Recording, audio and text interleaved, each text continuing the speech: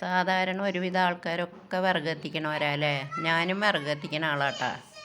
ഒരു 44 വർഷം മുന്നേ വരെ ഞാൻ ചവറ് വരെ കത്തിച്ച് ചോറ് വയ്ക്കുന്ന ആളായിരുന്നു. ഒരു 8 വർഷം മുന്നേ വരെ കാശ് കൊടുക്കാണ്ട് വീട്ടിലുള്ള വിറകൊക്കെ വെട്ടിപ്പൊളിക്കായിരുന്നു, ഏത് തടിയും. ഇപ്പോൾ ഡിസ്ക് പ്രോബ്ലം, കയ്യിൻ്റെ ഒരു വേദന എനിക്ക് മാത്രമല്ല ആർക്കും പറ്റില്ല ഇന്നത്തെ കാലത്ത്. ഇപ്പോൾ മഴക്കാലം വന്നാൽ നമ്മുടെ വീട്ടിലുള്ള മരങ്ങളുടെ തൂപ്പൊക്കെ ഇറക്കും. അപ്പോൾ അത് ഈ തരം വിറകൊക്കെ നമുക്ക് പിന്നെയും അടുപ്പിൽ വയ്ക്കാൻ പറ്റും. കുറച്ച് വണ്ണുള്ളത് ഇപ്പോൾ ഇതൊക്കെ ഒരു തമിഴന്മാരെ വിളിക്കുകയാണെങ്കിൽ ഭയങ്കര കാശ് പറയും അവർ, വിറകിനേക്കാളും കൂടുതൽ. ഇപ്പം ഇങ്ങനത്തെ ഉണങ്ങിയ വിറകൊക്കെ കത്തിക്കാൻ ഞാൻ അപ്പോൾ ഒരു വഴി പറഞ്ഞുതരാം.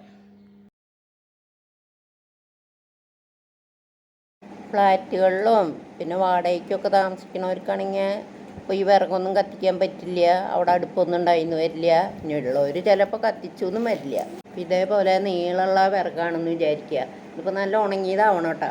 അപ്പോൾ നമ്മൾ അടുപ്പിൻ്റെ അവിടെ നിന്ന് ഇത്രയും നീളത്തിൽ വിറകിൻ്റെ അറ്റത്ത് ഒരു സപ്പോർട്ട് കൊടുക്കുക. അപ്പോൾ ഞാനൊരു ഡെസ്ക് വെച്ചിട്ടുണ്ട്, അതും പോരാണ്ട് അതിന് ഉയരം കൂട്ടാൻ വേണ്ടി ഒരു മുട്ടി വെച്ച് കൊടുത്തിട്ടുണ്ട്.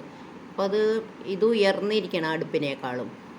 പിന്നെ അതുപോലെ തന്നെ നല്ല ഉണങ്ങിയ വിറകായിരിക്കണം.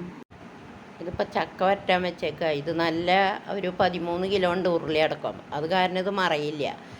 ആദ്യം തന്നെ ചെറിയ വിറക് വെച്ചിട്ട് കത്തി പിടിപ്പിച്ച് നല്ല കണലായിട്ട് വേണം വണ്ണുള്ള വിറക് വയ്ക്കാൻ, അല്ലെങ്കിൽ അങ്ങനെ വിറക് കരിഞ്ഞിരിക്കും, തീ ശരിക്ക് കത്തില്ല.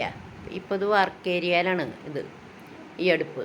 ഇതിപ്പോൾ ഇതിവിടെ ഒരു നാളികേരം ചെരുകണ അതുമ്മേ ഒരു സപ്പോർട്ട് കൊടുത്തിട്ടുണ്ട്. അതുപോലെ കണ്ട ഒരു പുള്ളി നല്ല വിറക് വെച്ച് കത്തിപ്പിടിപ്പിച്ചു, എന്നിട്ട് വെച്ചു.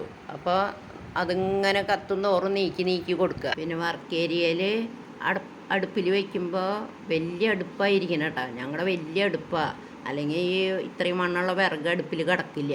അപ്പോൾ പുകയില്ലാത്ത അടുപ്പ് ഇടണവർ ഏറ്റവും വലുത് 13 ഇഞ്ച് അല്ലെങ്കിൽ 12 ഇഞ്ചെങ്കിലും ഇടണം. ഇപ്പോൾ കണ്ട ആ വിറകിൻ്റെ തലപ്പ് ഈ വർക്ക് ഏരിയയുടെ ഗ്രില്ലുമ്പോൾ കെട്ടിയിട്ടാലും പൊന്തിയിരുന്നോളും. അതേപോലെ തന്നെ നമ്മൾ മുറ്റത്ത് അടുപ്പ് കൂട്ടുക നോക്കി, അപ്പോൾ ഇങ്ങനെ ഒരു കുഴി ഉണ്ടാവും, ഇങ്ങനെ 3 കല്ല് വയ്ക്കും. അപ്പോൾ ഈ വിറക് നിലത്ത് തന്നെ സമമായിട്ട് വെച്ചാൽ മതി, ഒരു ശകരം പൊക്കി വയ്ക്കേണ്ട ആവശ്യമുള്ളൂ. അപ്പോൾ പിന്നെ ഈ വക സപ്പോർട്ടൊന്നും കൊടുക്കേണ്ട ആവശ്യമില്ല.